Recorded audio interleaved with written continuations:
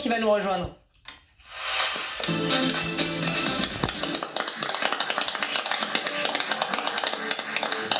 Messieurs, dames, bonjour. Je suis rassuré. Hein. On m'a dit Benoît n'est pas là, j'ai cru que c'était Pierre Boubi qui remplaçait. Il y a quand même écrit Benoît sur mes fiches. Hein. C'est vrai? Donc bon, l'info n'est pas allée jusqu'à l'écriture, quoi. Malheureusement, il est censé revenir, on m'a dit en effet. Bon, j'ai un beau plateau, hein. Si j'arrive pas à faire un rire, c'est que normalement je dois changer de métier, je vous le dis direct. Bon, cette semaine, c'était quand même le retour de la coupe aux grandes oreilles, donc on était plutôt impatients. Oh non, qui a mis cette photo, franchement, non. On applaudit, on se fait dégommer. Non, mais je suis au courant de rien. En régie, c'est pas cool. C'est pas cool. Je parlais de la Ligue des Champions, évidemment, et notamment du PSG qui se déplaçait du côté du Bayer Leverkusen. On n'avait pas vu un tel accueil depuis Sarko et Kadhafi. Alors là, ils ont déroulé le tapis rouge aux Parisiens. 7 buts à 2. 7 à 2, faut se rendre compte du délire quand même. 7, en prendre 7, il n'y a que Johan Rioux. À sa grande époque, qui pouvait faire ça avec les desserts. Et c'est notre époque. C'est notre époque. Attends, Jim. Je te cache pas, Jim, ça arrive. Je sais, c'est pas pire. Ah non, mais le Bayer Leverkusen, ils m'ont régalé, hein. Ils me régalent. Eux, derrière, plus c'est gros, plus ça passe. Hein. C'est pas un club, c'est Kim Kardashian, finalement. Honnêtement, ce que j'ai vu mardi soir, c'est peut-être la pire défense depuis Pierre Ménès qui dit ah, j'ai perdu la mémoire. Tu m'étonnes.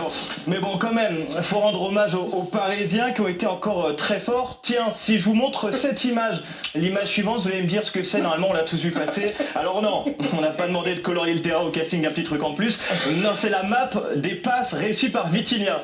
C'est assez exceptionnel. 125 passes réussies, un des stades qu'on voit seulement au Bois de Boulogne normalement. Pour vous dire à peu près le niveau du joueur. Allez, un peu bien. En tout cas, 3 matchs, 3 victoires pour les Parisiens qui continuent leur sans faute. Ah, c'est là où je me rends compte que j'ai pas assez profité de l'époque où je pouvais les vanner un peu. Bon, après, c'est pas le seul match où il y a eu beaucoup de buts. Et non, il y a eu une soirée historique en Ligue des Champions puisqu'il y a eu 43 buts. Un record, hein. C'était incroyable. Goal sur goal. D'ailleurs, c'est Rocco Siffredi qui a fait le débrief hein, à la fin. Le seul match... Planquez les enfants, s'il vous plaît. Il est 20h, non, il est 19h, dis donc, je suis pas moi. Le seul match où il s'est rien passé, c'est Kairat Almaty contre Pafos. Bon, en même temps, est-ce que quelqu'un sait si le match est vraiment joué? Je sais pas. Quelqu'un a vérifié avec ses trouvé la chaîne? Je sais pas. On l'a vu, ouais. Faut demander à Sarkozy, je crois qu'il était diffusé juste en prison. En fait, la première soirée, en tout cas, était très cool. La deuxième aussi, hein, même si l'OM a perdu contre le Sporting, pas bravo Emerson. Hein. Le premier mec à prendre 2 jaunes aussi rapidement depuis Patrick Sébastien. Après, c'est un peu sévère. Hein. Le premier, il se fait allumer la main. Le deuxième, il simule. Bon, comme on le fait chacun sur les analyses de Vikash. Ouais, très intéressant, Vikash, celle-là. Bon, l'OM s'est incliné 2 buts à 1, défaite cruelle.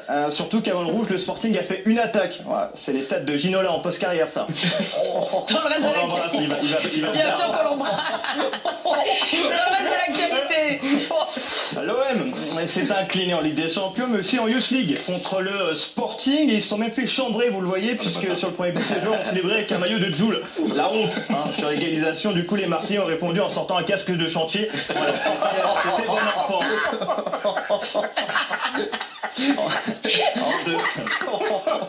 En dehors des terrains, Jean-Michel Aulas continue sa campagne pour être élu maire de la ville de Lyon. Son principal concurrent, les écologistes. Et oui, toute sa vie se sera battu contre les Verts.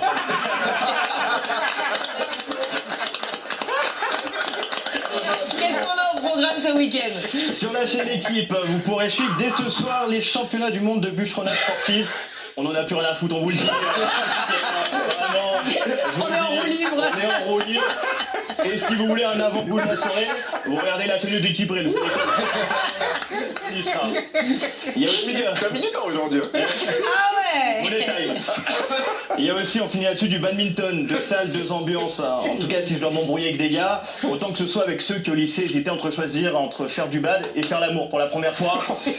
Mais on va suivre, hein, puisque ce sont les internationaux de France et ayant toujours été terrain numéro 1 au collège, je vais suivre ça avec des yeux d'expert. Allez, bon week-end.